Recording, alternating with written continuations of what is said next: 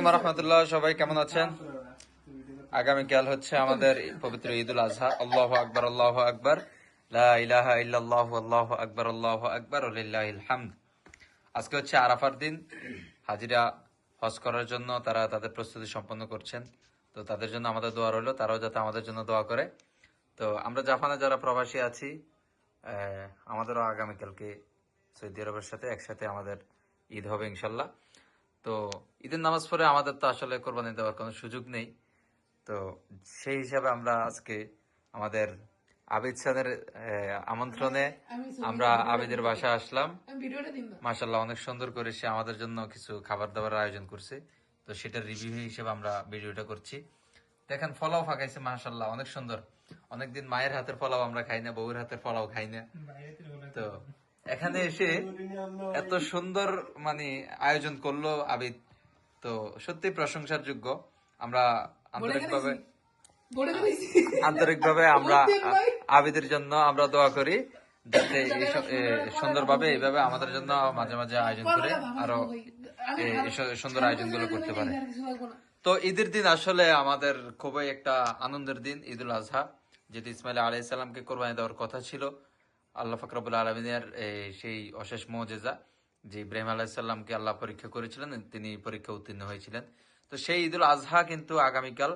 তো আমরা সবসময় দেশে থেকে আমরা ঈদ উদযাপন করতাম, কোরবানি আমরা দিয়ে গরু পশু জবাই করে আমরা ঈদ উদযাপন করতাম। তো আমরা যেহেতু আজকে 2 বছর হয়ে গেছে, 2 বছর রানিং, দুইটা ঈদ আমরা এখানে উদযাপন করছি। আমাদের এখানে কোরবানি দেওয়ার সুযোগ নেই যেহেতু আমাদের পশু নেই। আমরা সামান্য একটু খাবার দাবার আয়োজন করি, এতটুকুই আমাদের ঈদ উদযাপন। তো আমাদের সাথে ইউসুফ আছেন, হাসনাইন আছে, মেহেদি আছে। তো ইউসুফ, তোমার আছে আগামীকাল যেহেতু ঈদুল আজহা, আমরা দেশে যেভাবে উদযাপন করতাম সেইভাবে তো এখানে আর উদযাপন করা যাচ্ছে না।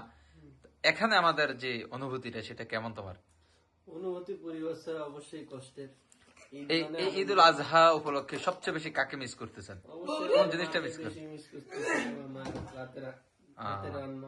মায়ের হাতের রান্না। ইউসুফ তার মাকে খুব বেশি মিস করছেন। তো ইউসুফের জন্য দোয়া করবেন, তার মায়ের জন্য অবশ্যই সবাই দোয়া করবেন। হাসনাইন চাঁদ, আপনি সবচেয়ে বেশি কাকে মিস করছেন বলেন? মিস করতেছি পরিবার সবাইকে মিস করেছি। বাবা মা, বাবা অসুস্থ, খুবই কষ্টের ব্যাপার, একে ঈদ করতে পারতেছি না। হাসনাইন চাঁদের বাবার জন্য বিশেষ করে দোয়া করবেন। মা বাবা দুজনেই অসুস্থ বা বয়স্ক হয়ে গেছেন, তো তাদের জন্য দোয়া করবেন। মাকে বেশি মিস করেন, বাবাকে বেশি মিস করেন, পরিবারের সবার জন্য দোয়া করবেন। মেহেদি চান, আপনি সবাই সবচেয়ে কাকে বেশি মিস করছেন এখন? সবকিছু আমি মিস করি ভাই, সবকিছু এভরিথিং। এদিক দিকে কথা বলেন। ওইরকম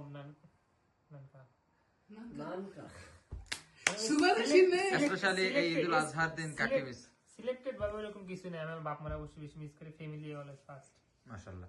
তো আসলে এখানে সবাই আমরা ফ্যামিলি ভক্ত, যেহেতু আমরা পরিবারের উদ্দেশ্যেই কিন্তু জাপানে আসা। তো মেহেদির মাও আমরা যতটুকু জানি অসুস্থ মানুষ, মেহেদির মার জন্য দোয়া করবেন। বাবা আছেন, বাবার জন্য দোয়া করবেন। আর আবিদ সান আছে। আবিদ, তুমি সবচেয়ে বেশি কাকে মিস করো? হন্তকত শীতে বাংলায় বলো। আর আমার লাগে তো কথা হয় গত ঈদকে আব্বার সাথে, গত ঈদ তো আমার সাথে গত ঈদ না, প্রায় 2 বছর হয়ে গেছে একসাথে করতে পারতেছি না।